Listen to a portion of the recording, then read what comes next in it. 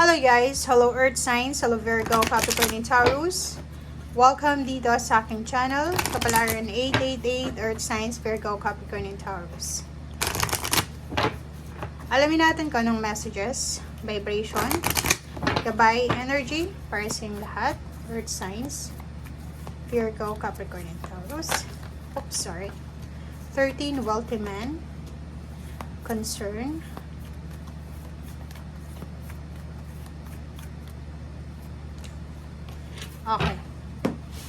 Okay, Earth Signs, Virgo, Capricorn, and Taurus, Lovers, 15, 6, 13, 4, 33, and 39. Earth Signs.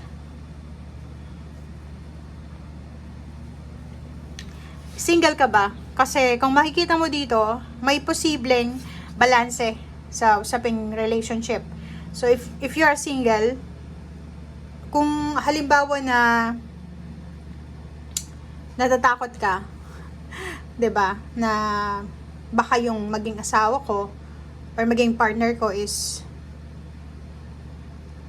hindi siya yung gusto ko. Yung alam mo yon, kasi marami kang gustong mangyari Like marami kang pangarap sa buhay. Financially and emotionally, sobrang napaka-tuso ng mga earth signs. Eto sa barahan mo, sinasabi ng barahan na medyo parang, anong tawag dito? Isa kang anak siguro. Isa kang anak ng iyong parents. Eto, yung magulang mo. Yung magulang mo ay parang nag-aalala para sa relationship mo. Kasi, siguro, ikaw yung tipo ng anak na hindi ka masyadong pinalaki na sobrang, alam mo yun, anong tawag dito? Magaling sa pakikisama. Alam mo yung kasi yung earth signs is naka-secured siya sa comfort zone niya. Parang ganun. So, if ever ikaw yan, na anak ka ng magulang mo, syempre, anak ka ng magulang mo, yung magulang mo dito, is meron silang concern tungkol sa'yo. Natatakot sila sa future mo, lalo na sa pagiging individual mo. Kasi marami ka pang kailangan na malaman, or marami ka pang kulang, or kulang ka talaga sa experiences. Parang gano'n, binaby ka ng magulang mo, wala kang alam na trabaho sa bahay, ang ginawa mo, nag-aaral ka lang, or ganito, ganyan. So, ang wini-wish dito ng magulang mo is, sana makapag-asawa ka ng milyonaryo, milyonarya. Parang gano'n. And, nakikita ko naman sa'yo na yun din yung wish mo Ang wish mo din dito is stable or stability and security, lalo na sa relationship. Ang lalim ng baraha mo, di ba?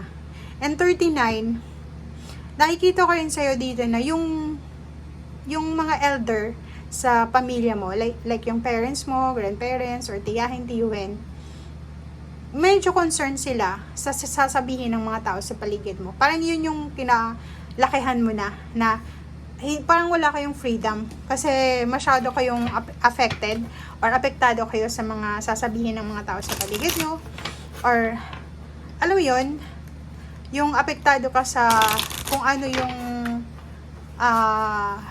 masasabi ng community sa inyo. Parang gano'n.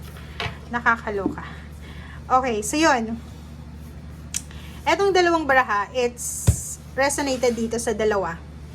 If single ka, sinasabi na may posibleng good news ng pagbubuntis. Hindi ko alam kung ikaw yan or ibang tao, pero may mababalitaan ka ditong may buntis or manganganak na. So, Earth Signs, Virgo, Capricorn, or Taurus. 17, stork siya, Queen of Hearts. So, isang babae na posibleng pwedeng ikaw yan, or pwedeng kilala mo, or pwedeng related sa'yo, na mababalitaan mo lang ngayon mismo sa araw na ito na, wow, buntis siya. Talaga, parang ganun, bigla kang masyashock. Yung next na balita na matatanggap mo is tungkol sa money. 'Di ba? May posibleng makatanggap dito ng unexpected gift, blessing, or pera, or pwedeng unexpected na call, chat, na may taong gustong umutang sa'yo or humingi sa'yo ng pabor. Or pwedeng ikaw to. Pwedeng ikaw to na gusto mong humingi ng tulong financial sa taong ito, dito sa buntis na yan, or dyan sa taong yan na financially stable. Parang gano'n.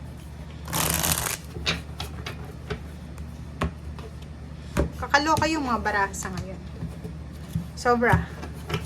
Mercury retrograde. Okay, Hangman.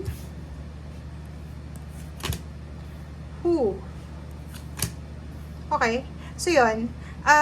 May nakikita tayo dito, guys, na kailangan mo munang ihang. May plano ka bang magpakasal ngayon mismo? Or parang nagpaplano ka? Earth signs, Virgo, Capricorn, or Taurus? Kasi, may sinasabi siya ditong barahan na kailangan mo munang itigil yan. Kung ano may naplano mo, ihang mo muna. Okay? Kasi it's a celebration to eh. Proteksyonan mo daw muna yung sarili mo laban sa sasabihin ng community. Or parang nakikita ko sa'yo dito na may kailangan kang proteksyonan sa ngayon. Okay? Para sa happiness mo, nakikita ko na kailangan mong isacrifice muna to. Okay? So parang sinasabi ng barahan na isasakripisyo mo muna, 'di ba? Sacrifice muna para proteksyonan yung pamilya mo. Wow, relationship May balak ditong mag-asawa, balak sagutin yung manliligaw, niyayaya ng magpakasal, or kung ano man to, relationship siya, kailangan mo munang itigil yan. Huwag mo munang ituloy. Okay? Nakikita mo to, may kailangan kang bigyan ng pansin. Mayroon ditong earth signs na masyadong nakafocus sila sa relationship nila. And sa araw nito, isang posibleng yung message from your instinct, from your intuition, na papasok bigla sa isip mo na, huy, may kailangan kang bigyan ng focus. Diba? So, kailangan mo munang magtanong-tanong. Diba? If ever may nanliligaw sa'yo, or if ever balak mong magpakasal, kahit sabihin natin, ang tagal nyo nang magkarelasyon, make sure na alam mo kung ano yung ugali niya, or alam mo kung ano yung talagang intention niya sa'yo. Okay? So, yun. Nakakaloka yung bara mo. And dito naman, kailangan natin na kontrolin ang ating emosyon. Huwag tayo maging emosyonal sa araw na ito.